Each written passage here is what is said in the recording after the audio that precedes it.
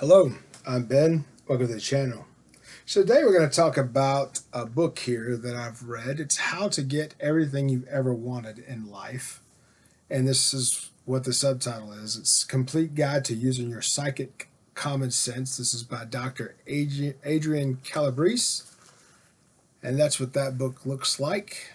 So Tony Robbins recently said that if you wanted to be successful and change your situation in life, that you have to change your expectations or your standards. Which is funny because I've heard quoted before, if you want to change your situation in life, have no expectations, right? Then you won't be disappointed and you can move on through it with a positive mental outlook. In this book, however, it does make some good points, so we'll dive right in. It's broken down into basically, I think, 4 different parts and 3 different parts. And in part 1, it talks about what it's all about, right? So how do you make things happen to change the situation in your life and get everything you've ever wanted? Well, the first one here, it says you take a good look at you. So you start at a point where you're honest about what you got going on and what you're actually putting out there.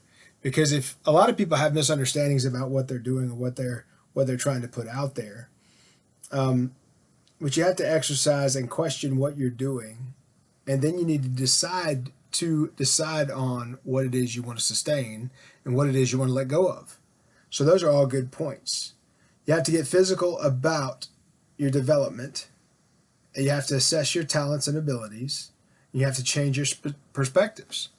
By changing your perspectives, you can embrace the power that you do have and use the talents that you do have to impact your overall situation. It has questions of faith. Are you faithful in what you do? Are you faithful in your responses? Are you faithful in sustaining your efforts? Because we've talked about the ripple effect before in another book that I've reviewed before. It talked about is if you're faithful in doing the same thing every single day, then after a while, that little step, each inch that you add up, will be a huge distance over time, because it's been this consistent contribution. Good timing is what it calls out. You have to be aware of good timing and be able to execute on an opportunity when you have that. And above all, you have to say thank you.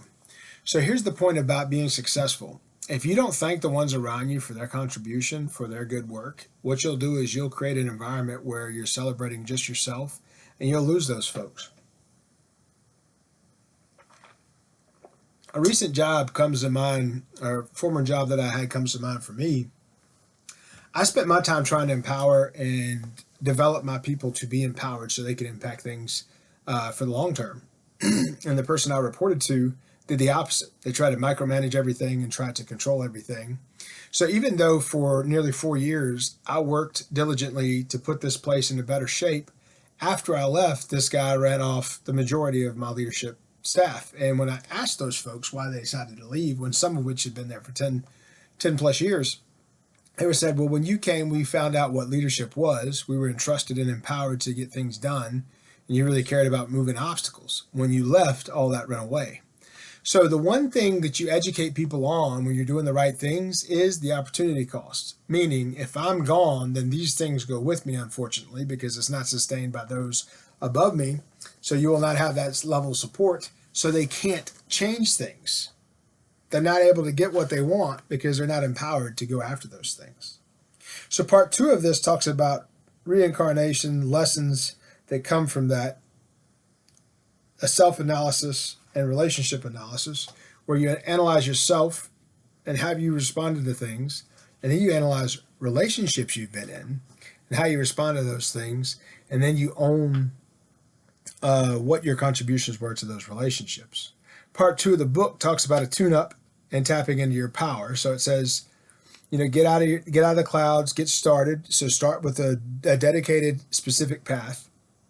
I say DMAG, so get into something that's defined, measured, right, that you can get after it and impact things according to that principle.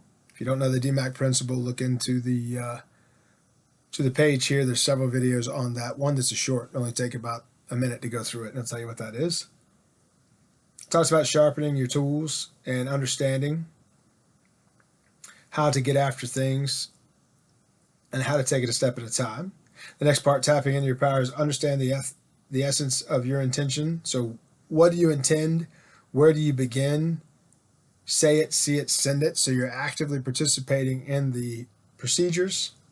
You're giving a voice to what your request is, and you're creating a message around that request. And then getting down to business is attacking those with other shareholders.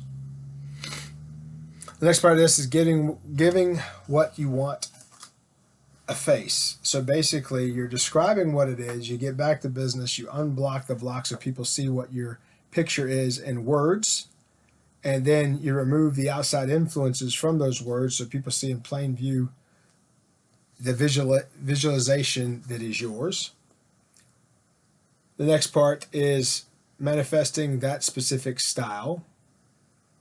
Have a ritual where you're doing things in a certain way that people can emulate it if they're in your support structure, so they can mimic your affection for this objective and help you get to it. The next part is getting inside and outside help. That's when you find out who the shareholders are. You show the benefit that this is and how you're going to shepherd them to that benefit.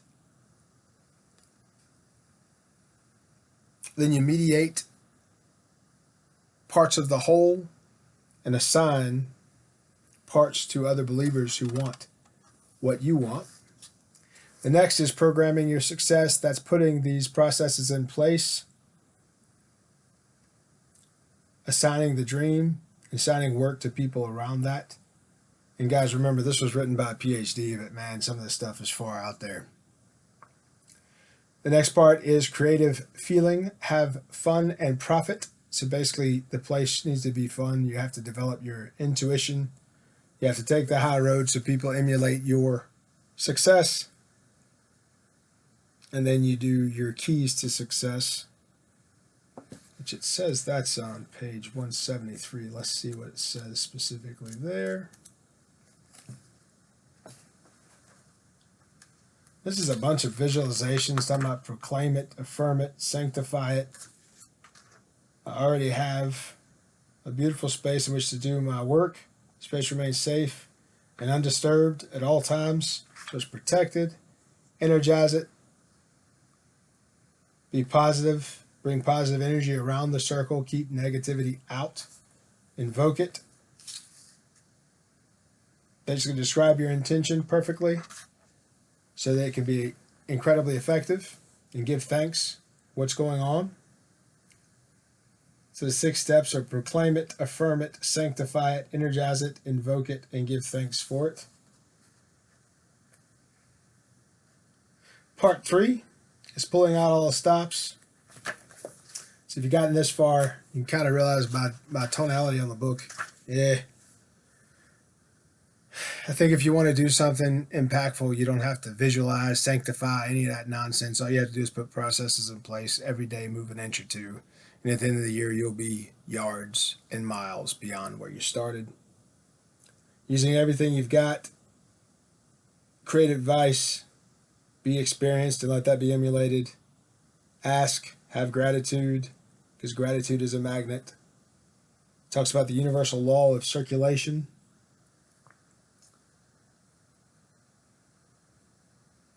Let's see if I can. Universal law of circulation is an important metaphysical principle that exists in the universe. If you have, let's see what it says, as you give, so shall you receive. That's from the Bible. This guy says he's not big on quoting the Bible, but this statement is an absolute truth. The law of circulation says you have to give to receive, basically. Confidence or contentment breeds power. In Words for the Wise, it says, affirmations for affirmations. Let's see what that says.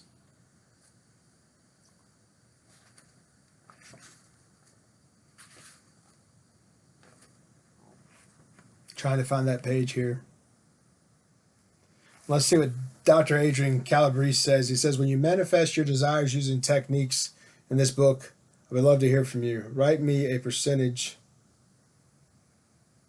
Write me care of, my bad, to the address. Basically tells people to get in contact with him if they use this spiritual mumbo jumbo to achieve something.